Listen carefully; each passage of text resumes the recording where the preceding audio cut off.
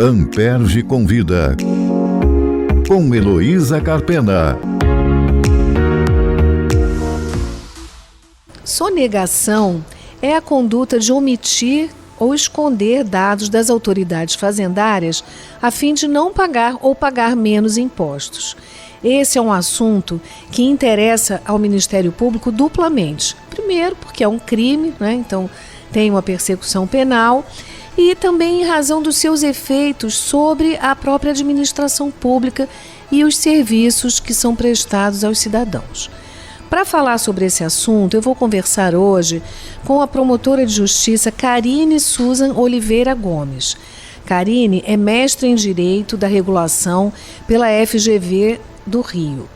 É bacharel pela UFRJ e integra o Grupo de Apoio Especializado no Combate à Sonegação Fiscal do Ministério Público do Estado do Rio de Janeiro, o GAESF.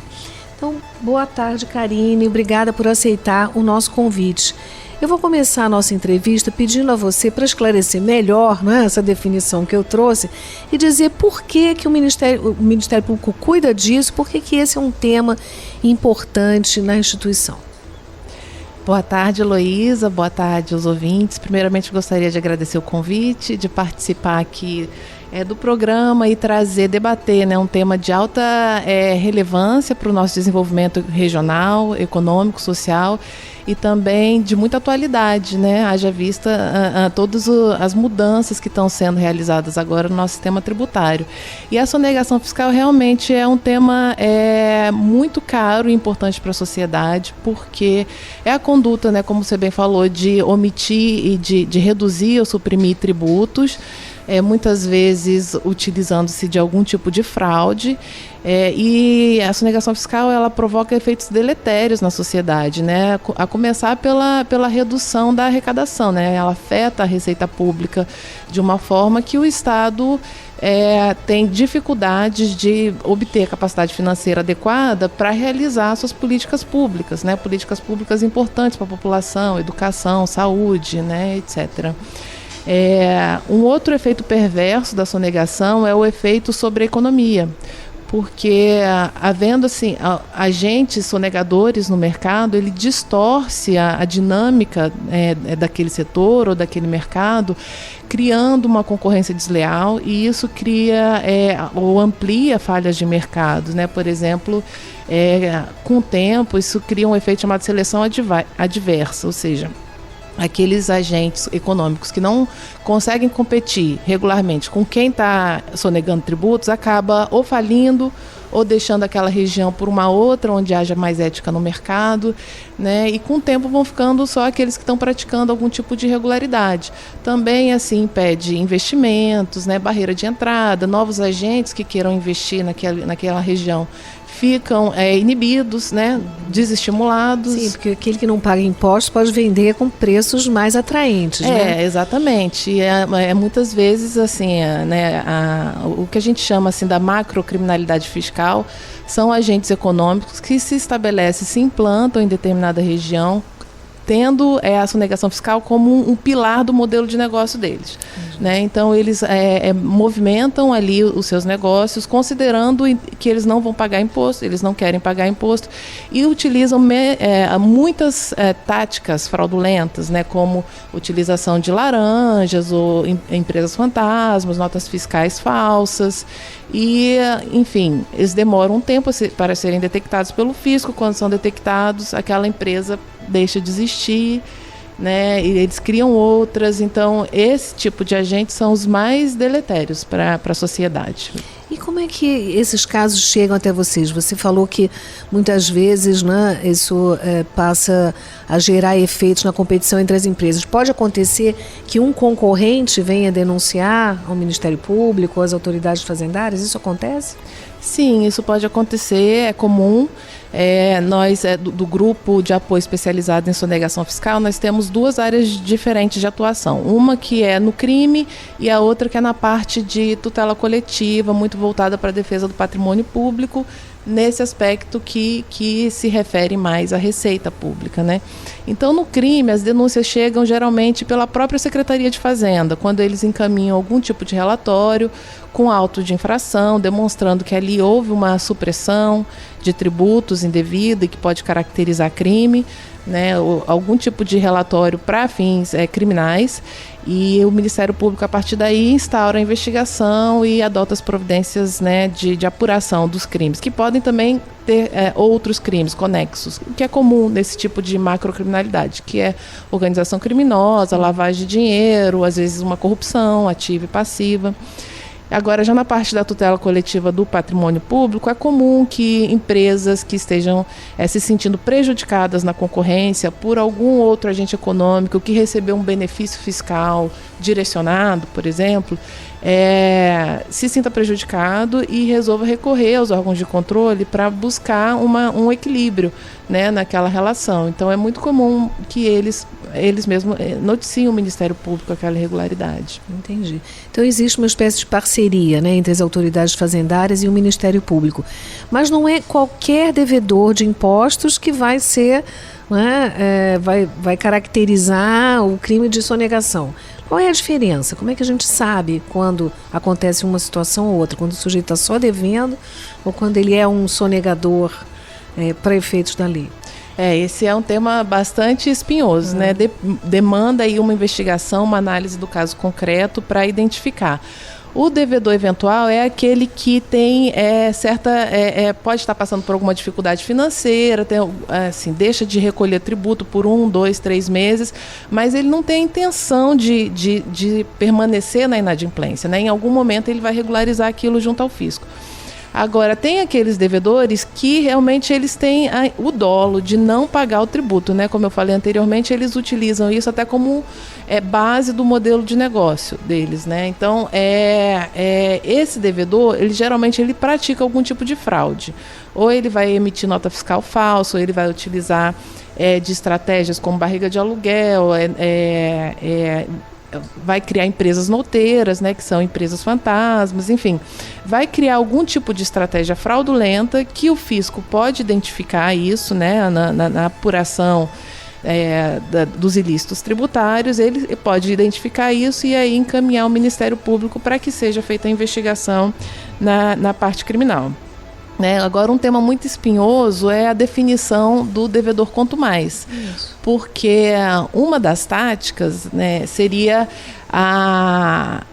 o agente econômico ir postergando o pagamento do tributo, ele vai adiando aquelas parcelas, assim, simulando alguma dificuldade econômica, simulando que em algum tempo ele vai querer pagar, aquilo vai se prolongando no tempo e, na verdade, ele nunca vai pagar. A inadimplência dele é reiterada,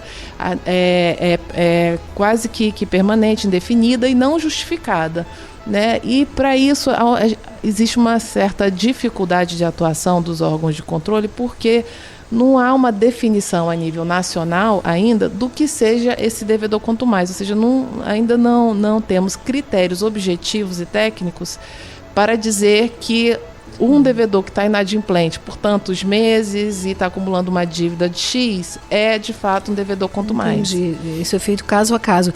Mas a clientela que eu digo, os investigados, né, de vocês, são só as pessoas jurídicas ou pessoa física também pode ser enquadrado nesse crime?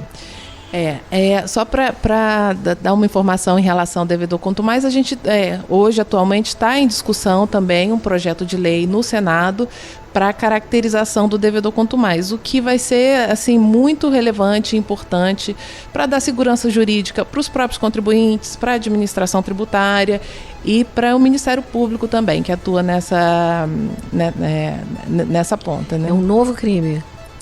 Além da sonegação. Na verdade, assim, isso já pode ser enquadrado como crime se a gente analisar as circunstâncias de fato e identificar que aquilo é um mecanismo fraudulento, né? É lógico que o esforço probatório é muito maior, né, de identificação dessas questões. Quando a lei, né, se viesse aprovada, conseguir trazer mais objetividade nessa análise, ou seja, a partir de tantos meses e acumulando uma dívida de X, havendo essa reiteração de inadimplência injustificada, você já pode considerar devido ao quanto mais. Então, eu acho que é mais fácil de caracterizar. Não sei se vai ter uma tipologia nova de crime, mas é mais fácil de caracterizar a fraude nesse sentido. Entendi. E aí você perguntou sobre as pessoas jurídicas. Em regra, a gente analisa a conduta, né, das pessoas jurídicas, ou seja, o que a pessoa jurídica tem feito relacionada à sua atividade econômica e ao recolhimento de tributos, mas a denúncia é relacionada às pessoas físicas, né? Ou seja, os sócios, gerentes, administradores, que têm a responsabilidade administrativa em relação àquela empresa. Claro, importante esse esclarecimento, mas a minha pergunta foi se o devedor, pessoa física, também pode praticar o crime de sonegação. É possível isso? Seria investigado pelo Ministério Público também?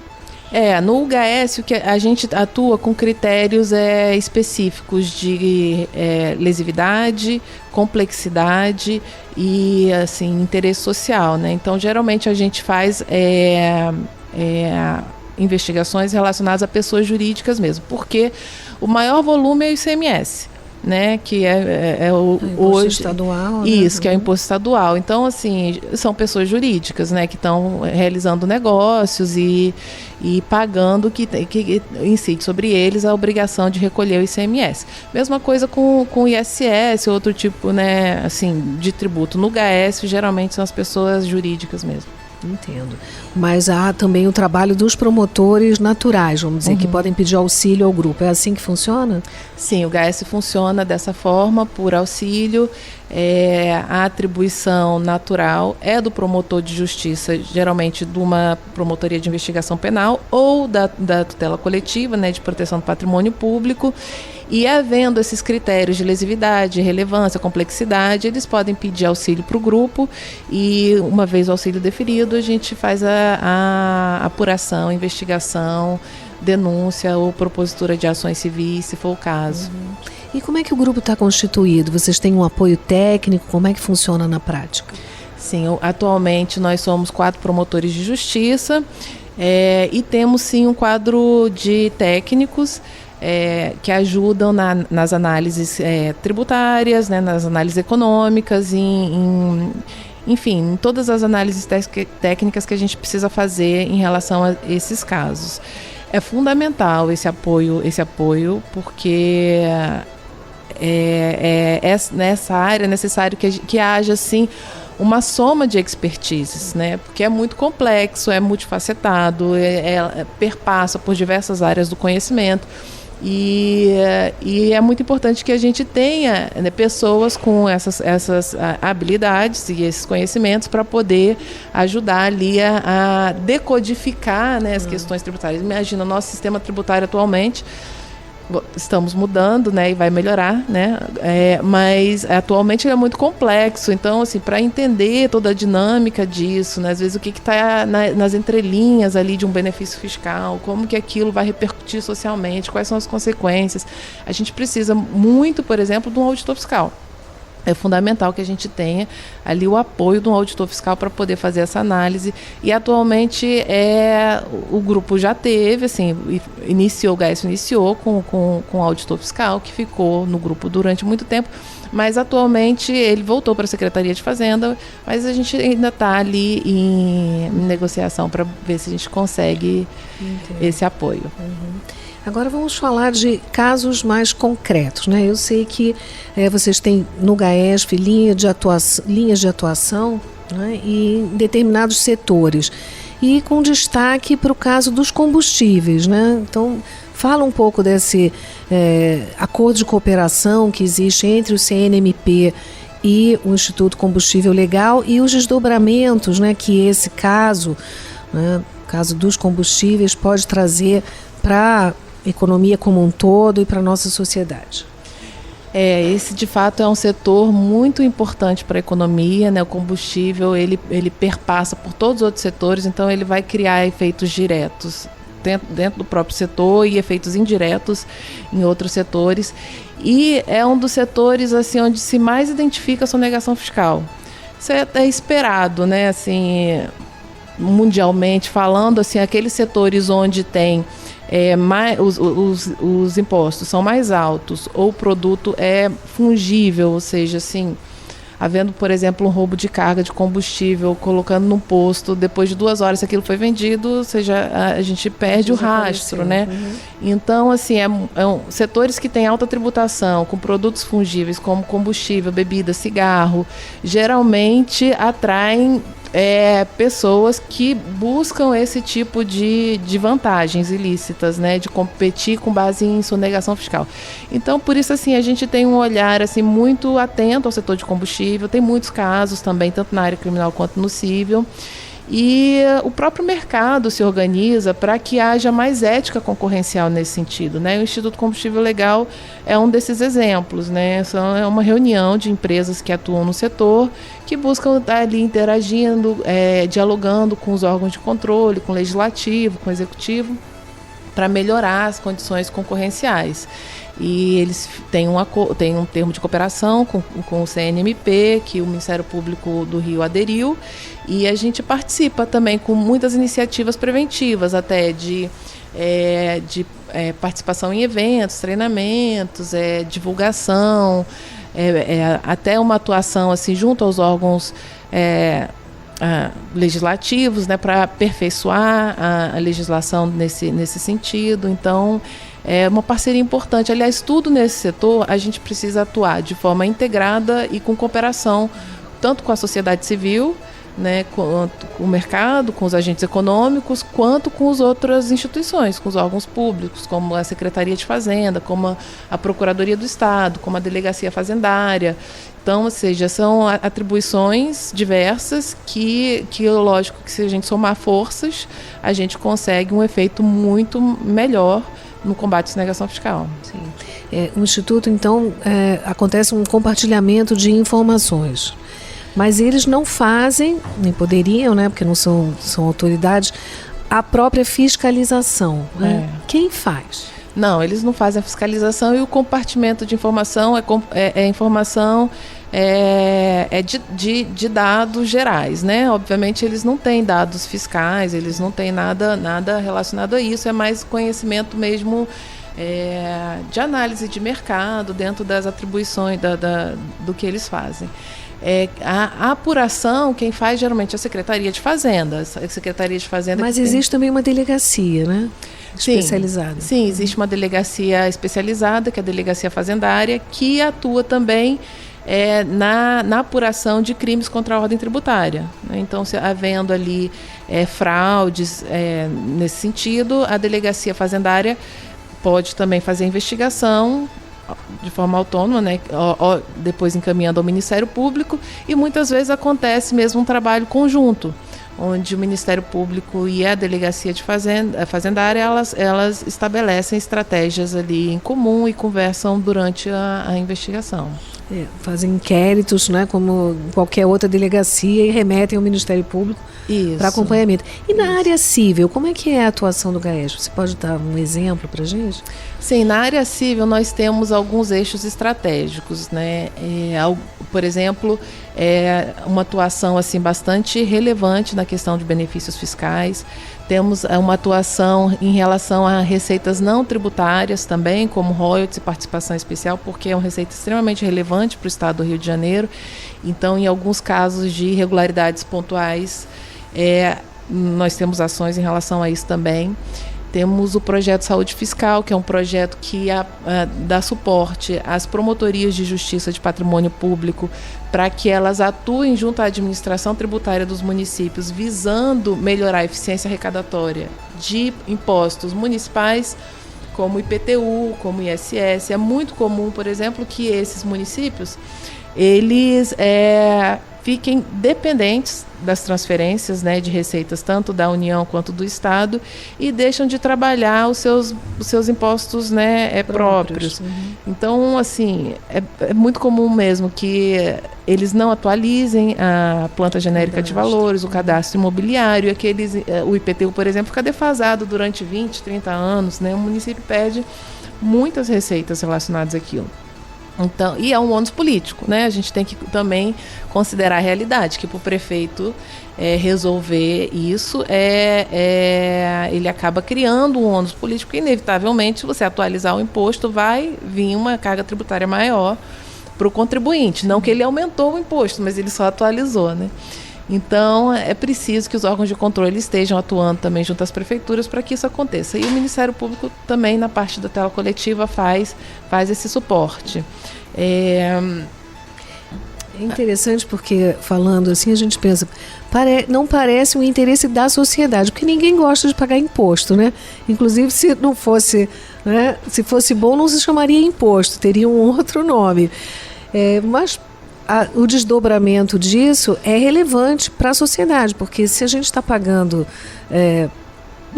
o Estado não está arrecadando, o Estado lato sensu, né, não está arrecadando, significa que alguém está pagando pelos que não pagam, né? E que os serviços também estão sendo impactados por isso.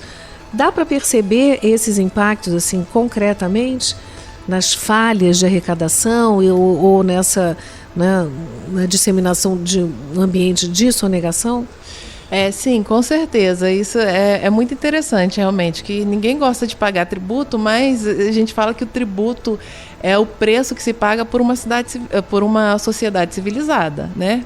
Para garantir direitos civilizatórios, de educação, de saúde, de segurança pública, né? Então, cada cidadão tem que ter a sua contribuição, né? Tem que trazer a sua contribuição para o Estado. É lógico que a gente pode dialogar e melhorar o sistema tributário em si, né, para que ele possa ter ser mais progressivo, né, ou seja, aqueles que têm maior capacidade possam pagar mais, que ele seja menos complexo, para que as empresas não gastem tantas horas, né, fazendo os preenchimentos, as obrigações acessórias, com custo de conformidade absurdo.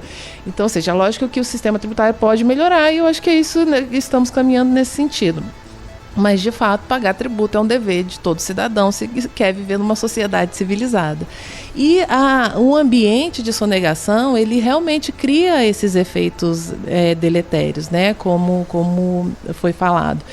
E gera toda essa dificuldade para o Estado de, por exemplo, obter sua capacidade financeira para pagar suas atividades. Hoje, por exemplo, nós estamos num Estado que está em recuperação fiscal, ou seja, é um Estado que tem problemas de arrecadação, ele precisa arrecadar. E o combate à sonegação fiscal é uma das estratégias de melhorar essa arrecadação, né? Tem que ser feito de uma forma estruturada, obviamente garantindo os direitos do contribuinte, né? Numa atuação tem que ter ampla defesa, ele tem que ter o processo administrativo, o devido processo administrativo, né? Ele tem a sua defesa também no âmbito judicial. Então, mas se esse efeito ele se protrai no tempo e ele é de larga escala, com certeza muitos serviços públicos serão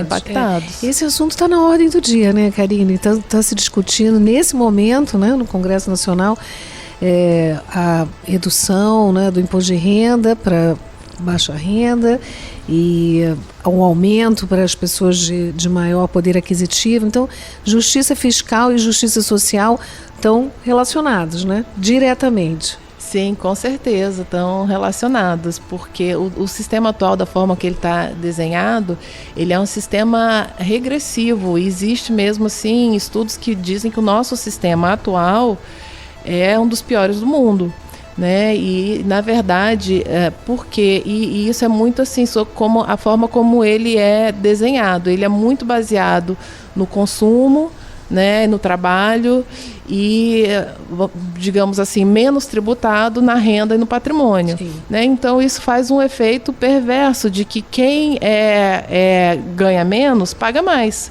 porque aquela pessoa que ganha menos, ela consome tudo que ela ganha, né? Então ela está pagando ali uma carga tributária altíssima em cima do que ela consome, enquanto que aqueles que ganham mais, eles têm possibilidade de fazer renda, de acumular recursos, né, de aplicar em investimentos, em levar dinheiro para fora do país.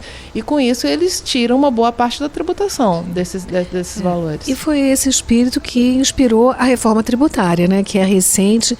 Então, para a gente ter, assim, fechar a nossa conversa com uma perspectiva mais otimista, eu queria que você falasse, analisasse, né, os efeitos dessa reforma tributária, em especial no tocante a esses assuntos que são cuidados pelo Ministério Público, a sonegação e outros ilícitos tributários. Sim, a reforma tributária, ela vem, ao que tudo indica, virar em partes, né? Agora está sendo feita assim, a reforma tributária mais baseada sobre o consumo, onde se pretende melhorar todas essas distorções do sistema, né, que é causado pelo ICMS e ISS, porque hoje a gente tem o ICMS, que é de competência dos estados, e ISS de competência dos municípios.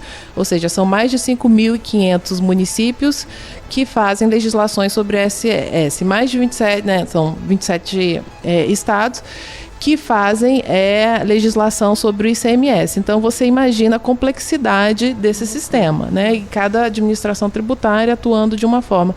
Então, a reforma atual, ela vem assim, simplificar os tributos que incidem sobre bens e serviços, né? Unificando isso. Então, não vai ter mais discussão o que é bem, o que é mercadoria, o que é serviço. Então, eles unificam isso dessa forma em 2 impostos, né? Copiando um modelo que é recomendado pela OCDE e também aplicado na maior parte, assim, mais de 140 países, né? Que tem um sistema tributário melhor.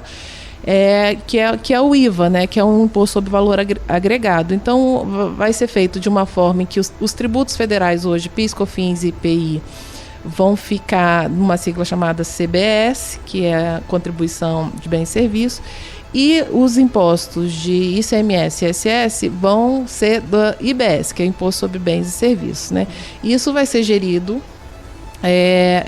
por um comitê que, né, compartilhado ali entre estados e municípios para poder gerenciar melhor a arrecadação e a destinação dessas receitas. Então, só o fato de tirar a complexidade do sistema, porque hoje o nosso ICMS, cada estado tem sua alíquota própria, tem alíquotas interestaduais, e isso dificulta muito o ambiente de fiscalização. E leva uma judicialização também, né? Leva uma judicialização devido à complexidade, né, dificuldade de entendimento, e leva também a grandes oportunidades de práticas fraudulentas, né? Mais trabalho também para o fisco, para os órgãos de controle. Então, quando isso é simplificado, facilita para o contribuinte entender a obrigação dele, o que ele tem que fazer, facilita para a administração fiscalizar, e assim, existe uma expectativa grande de que se reduza também a sonegação fiscal. Sim, aumentando a transparência também facilita o trabalho do Ministério Público. Isso, com certeza. Hoje, por exemplo, você compra alguma mercadoria, um celular, um caderno, alguma coisa, você não sabe quanto você está pagando de imposto. A reforma, ela vai trazer essa transparência. Já vai vir destacado ali o quanto que a gente está pagando de imposto, e a alíquota atual, acho que está sendo discutida em 26,5%. Ok, maravilha. Muito obrigada, Karine. Eu vou encerrar convidando os ouvintes a acompanharem o programa. Toda semana, um novo episódio está disponível no site da Amperj, no site da Rádio Roquete Pinto e nos principais tocadores. Amperj convida, com Heloísa Carpena.